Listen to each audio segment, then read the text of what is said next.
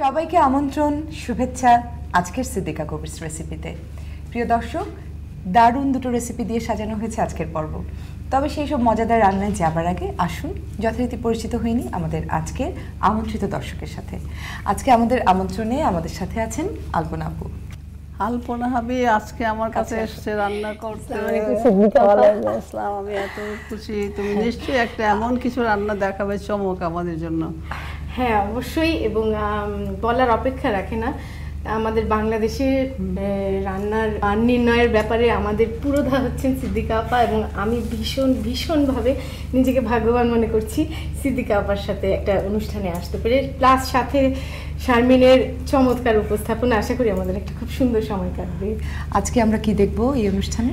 এই অনুষ্ঠানে আজকে আমি আসলে একটা ওরিয়েন্টাল রান্নাই শেখাবো, সেটা হচ্ছে সিজলিং সি ফুড। আমরা যথাসময় দেখবো তোমার এই রান্না। তবে দর্শক, তার আগে আপনারা দেখে নিন সিজলিং সি ফুড তৈরি করতে কি কি উপকরণ লাগছে। সিজলিং সি ফুড তৈরি করতে আমাদের লাগবে চিংড়ি আধা কাপ, স্কুইড আধা কাপ, পেঁয়াজ টুকরা আধা কাপ, ক্যাপসিকাম আধা কাপ, ব্ল্যাক মাশরুম আধা কাপ, অয়েস্টার সস 2 টেবিল চামচ, সয়া সস 1 টেবিল চামচ, ফিশ সস 2 চা চামচ, চিনি 1 টেবিল চামচ, রসুন বাটা 2 চা চামচ, গোলমরিচ গুঁড়া আধা চা চামচ, ঘি 2 টেবিল চামচ এবং তেল 6 টেবিল চামচ। আমরা এখানে একটা স্কুইড নিয়েছি। স্কুইড বাজারে এই অবস্থায় পাওয়া যায়, অথবা শুধু এই মাংসটাও পাওয়া যায়। তো এই স্কুইডটা এনে আপনি এটাকে এখানে হচ্ছে টেনে বের করে, এটা হচ্ছে পাগুলো, এবং এটাকে এইভাবে এখানে চোখ থাকে, এই চোখটাকে কেটে ফেললে এইটুকু বাদ দিয়ে দিব, এটুকু ময়লা। এই জিনিসটা একটা বেবি অক্টোপাসের মতন লাগে দেখতে। আর এর উপরেই একটা মেমব্রেইন আছে, এর জাস্ট আমি টেনে একদম মানে খোসা ছিঁড়ে ফেলার মতন এখান থেকে এই মিটটাকে এবং সবচেয়ে মজার ব্যাপার কি, এই মানুষগুলি কিন্তু ব্যাংককে যে প্রচুর পয়সা খরচ করে স্কুইড খাচ্ছে, অথচ আমাদের দেশে এত সস্তা স্কুইড পেয়েও শুধুমাত্র এটা পরিষ্কার করতে জানে না বলেই বিক্রি হচ্ছে, খেতেও জানে না, রেসিপিও জানে না। আচ্ছা, এখান থেকে আমরা আরেকটা পাতলা শ্বাস বের করে নিলাম, যতটা সম্ভব মাছ নিয়ে নেওয়া যায়। এইবারে দেখেন, এই যে এটারও কিন্তু একটা মেরুদণ্ড আছে।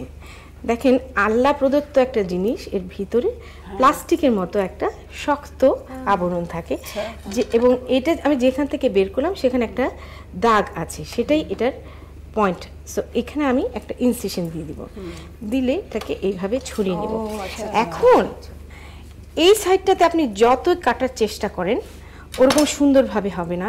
এই সাইডটাকে আমি কিন্তু এরকম সরাসরি দিচ্ছি না, এটাকে আটকে ধরে থাকবে এইভাবে, এবং জিনিসটা পাতলা ডাবের শ্বাসের মতন, কাজে একটু তেচড়া করে একটু তেরছা করে দিব, এবং যেন এটা কেটে না যায়।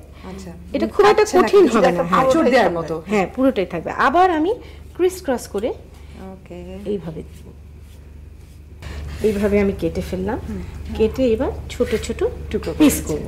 আচ্ছা, এই সামুদ্রিক মাছের একটা বৈশিষ্ট্য হচ্ছে যে এর কিন্তু ভীষণ মেছো গন্ধ থাকে, এবং সেটাকে তাড়ানোর জন্য আমরা একটা খড়খড়া তারের জালির মধ্যে এই মিটগুলোকে নিয়ে এতটা করে লবণ দিয়ে খুব করে মানে ঘষে ঘষে রোগড়ে ধুবো, তার ফলে এর থেকে অনেক ফেনা বের হবে, অনেক বিজল বের হয়ে যাবে।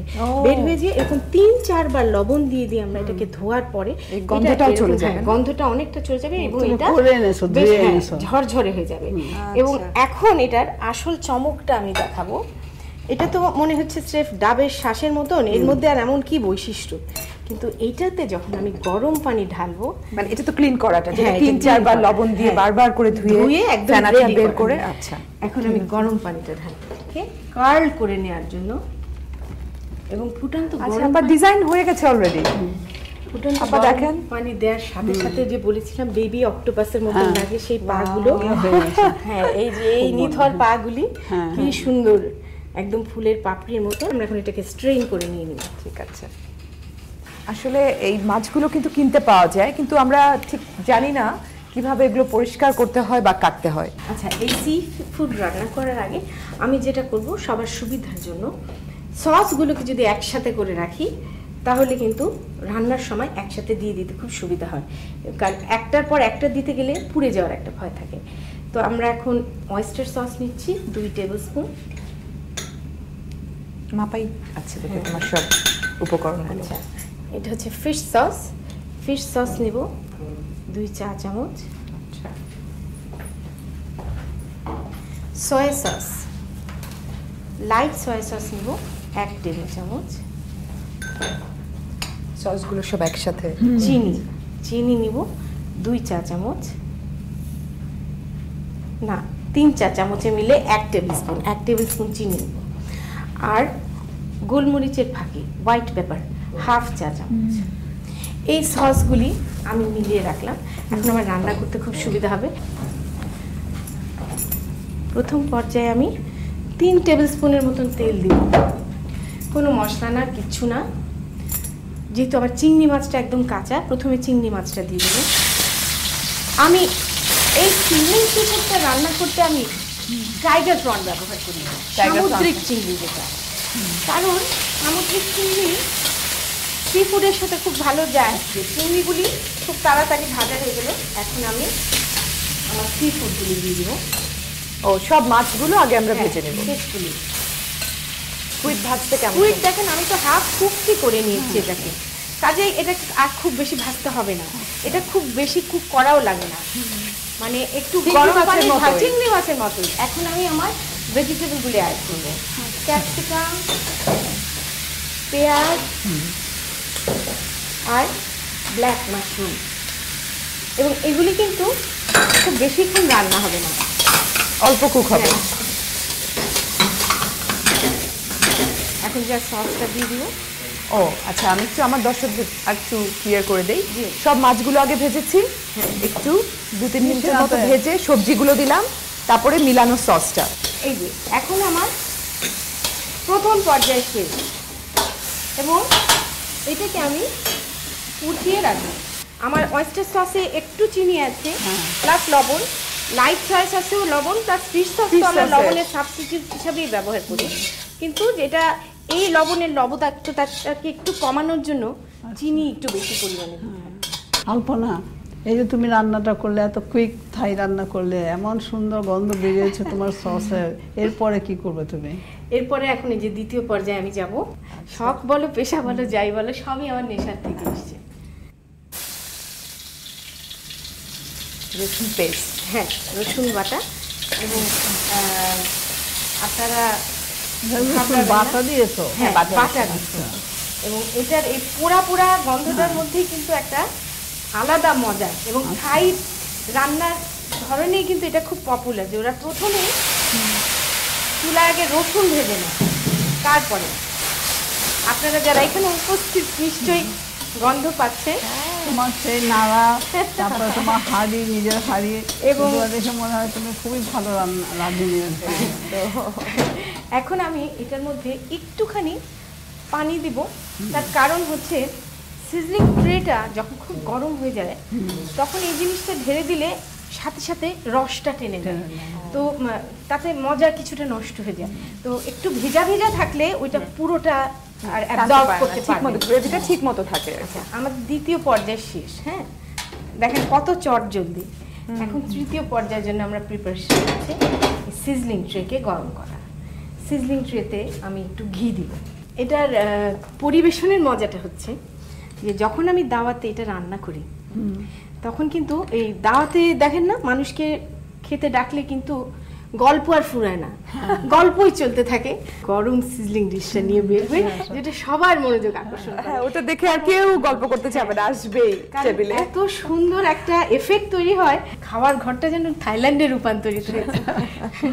আচ্ছা, সিজলিং ট্রেটা গরম করার বৈশিষ্ট্য হচ্ছে যে যখন এটার উপর থেকে একটু হালকা নীলাভ ধোয়া বের হবে, তখন আমরা বুঝবো যে এটা গরম হয়েছে, এবং এটাকে ভালো করে গরম না হওয়া পর্যন্ত এটার মধ্যে সিজলিং ঢাললে, আর আমরা বিশেষ করে সিজলিং ট্রেতে ঘি দিয়েছি, ঘিটার মধ্যে এই ভাজা রসুনের ফোড়নটা আরেকটা নতুন মাত্রা যোগ করে। একটু বার্ন করে নিতে হয়, তাই না? হ্যাঁ, একটু না, বেশ ভালোই, নাহলে ওই এফেক্টটা, সিজলিং এফেক্টটা থাকে। পাওয়া আমরা যায়। এখন এখানে পরিবেশন করব। যেমন আমার ডাল বাগার দিলে যেরকম স্বাদ করে ওঠে, এরকম হবে। আচ্ছা, আমরা এখন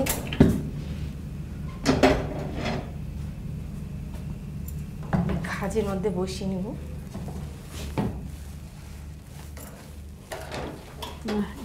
এবার না বসে আর বসে থাকা যাচ্ছে না। ওই বাহ।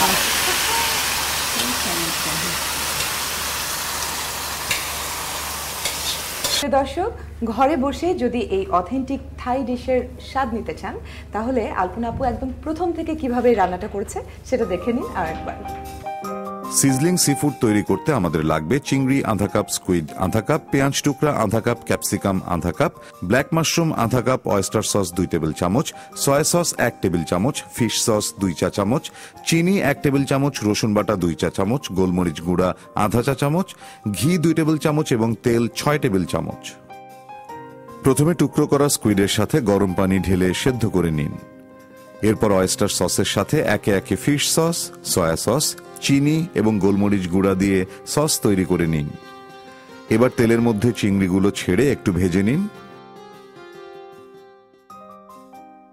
ভাজা হলে এর মধ্যে স্কুইডগুলো দিয়ে আরেকটু ভাজুন। এরপর একে একে ক্যাপসিকাম, পেঁয়াজ টুকরা, ব্ল্যাক মাশরুম এবং তৈরি করা সস ঢেলে দিন। এবার ভালো করে ভেজে নিন। ভাজা হলে বাটিতে তুলে রাখুন। এবার অন্য একটি কড়াইয়ে তেলের মধ্যে রসুন বাটা দিয়ে একটু নেড়ে এর মধ্যে ভেজে রাখা স্কুইডগুলো ঢেলে দিন এবং কিছুক্ষণ ভেজে নিন। ভাজা হলে সামান্য পানি দিয়ে চুলোয় রাখুন। এবার আরেকটি পাত্রে ঘি ঢেলে গরম করে নিন। এরপর স্কুইডগুলো এর মধ্যে ঢেলে ঠান্ডা করে নিন। ব্যাস, তৈরি হয়ে গেল সুস্বাদু সিজলিং সি ফুড।